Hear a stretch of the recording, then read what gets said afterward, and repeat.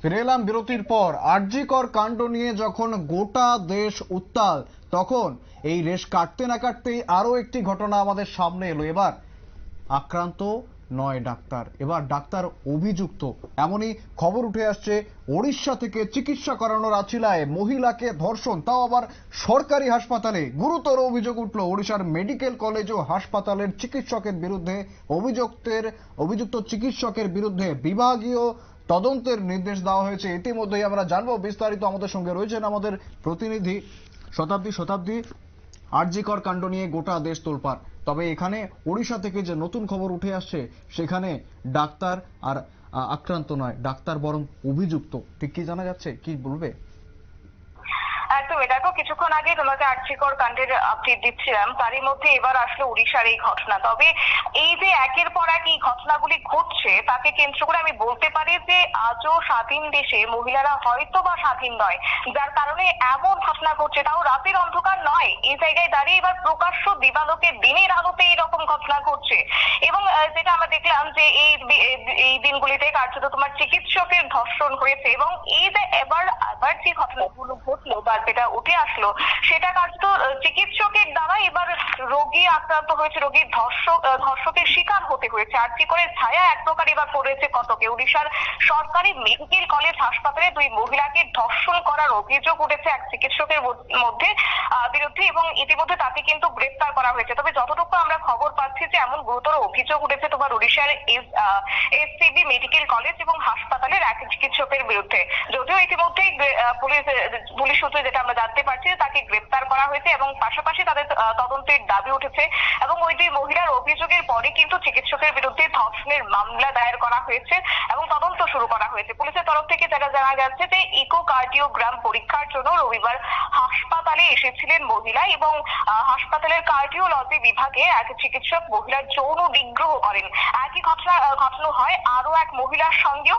এবং তোমার সোমবার স্থানীয় মঙ্গলবাগ থানায় চিকিৎসকের বিরুদ্ধে লিখিত আকারে অভিযোগ দায়ের করেছেন ওই দুজন আক্রান্ত মহিলা। এবং অভিযোগ দিয়ে যদিও পরবর্তী সময় সঙ্গে সঙ্গেই পদক্ষেপ নেয় প্রশাসন, গ্রেপ্তারও করা হয়েছে অভিযুক্তকে। পাশাপাশি তোমার উড়িষ্যার স্বাস্থ্য এবং পরিবার কল্যাণ মন্ত্রক অভিযুক্ত চিকিৎসকের বিরুদ্ধে ওঠা ধর্ষণের যে অভিযোগ, সেই অভিযোগের তদন্তে তিন সদস্যদের কমিটি গঠন করেছেন।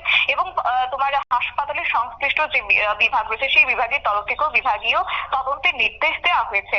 এছাড়াও আমরা আরো একটি খবর পাচ্ছি যে ওই দুই মহিলার টেস্টের তারিখ ছিল তোমার শুক্রবার, অর্থাৎ তাদেরকে সেই পরীক্ষা করানোর জন্য শুক্রবার দেওয়া হয়েছিল নির্দিষ্ট সময়। এবং সেই জায়গায় দাঁড়িয়ে অভিযুক্ত যিনি চিকিৎসক রয়েছেন, সে নাকি আবার পাল্টে দিয়েছে তারিখ। তারা বলছে, এবং তিনি লিখেছেন যে শুক্রবার নয়, রবিবার পরীক্ষা করাতে আসতে হবে তাদের।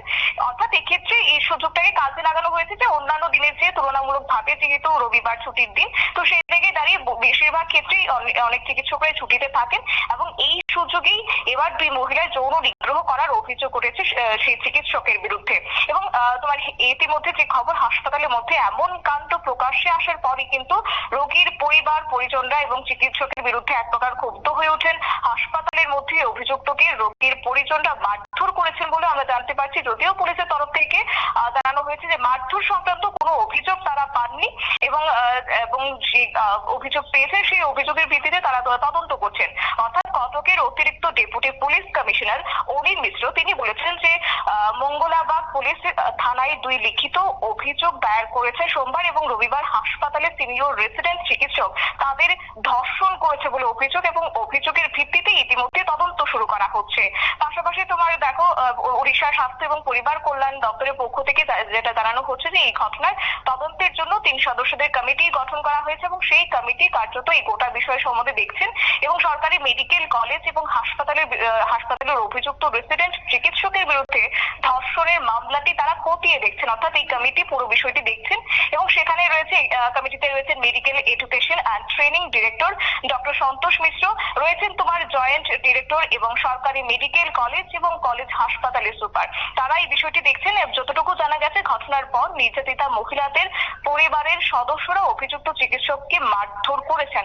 অর্থাৎ এই যে ঘটনাগুলি ঘটছে, আজও বলা যায় যে দেখো পোহালি রয়েছে ৭৮তম স্বাধীনতা দিবস, এবং এই স্বাধীনতার দিবসের প্রাক মুহূর্তে এইসব ঘটনাগুলি কে কেন্দ্র করে এক প্রকার বলতেই পারে যে মহিলারা আজও কিন্তু স্বাধীন নয়, আজও নিরাপত্তা তাদের নেই। প্রকাশ্য দিবালোকে এইসব ঘটনা ঘটে চলেছে। তবে যাই হোক, এই উড়িষ্যার এই ঘটনাকে কেন্দ্র করে আপাতত যেহেতু পুলিশ মামলা হাতে নিয়েছে এবং তদন্ত করে দেখছে, এবং দেখার বিষয় আগামী দিনে এই গোটা ঘটনাটিকে কেন্দ্র করে কতটুকু সদর্থক ভূমিকা গ্রহণ করে প্রশাসন। শুভেচ্ছা। একেবারে শতাব্দী, আমাদের প্রতিনিধি শতাব্দী জানাচ্ছিল ইতিমধ্যেই সেই ডাক্তারকে কিন্তু গ্রেপ্তার করা হয়েছে। একটি বিভাগীয় তদন্ত কমিটি গঠন করা হয়েছে ৩ সদস্যের, এবং যদি সেই অভিযুক্ত ডাক্তার সত্যি সত্যি দোষী হয় সেক্ষেত্রে যাতে দৃষ্টান্তমূলক শাস্তি হয় সে কথাই কিন্তু জানাচ্ছেন সবাই। ফিরে আসছে একটি বিরতির পর, সঙ্গে থাকুন।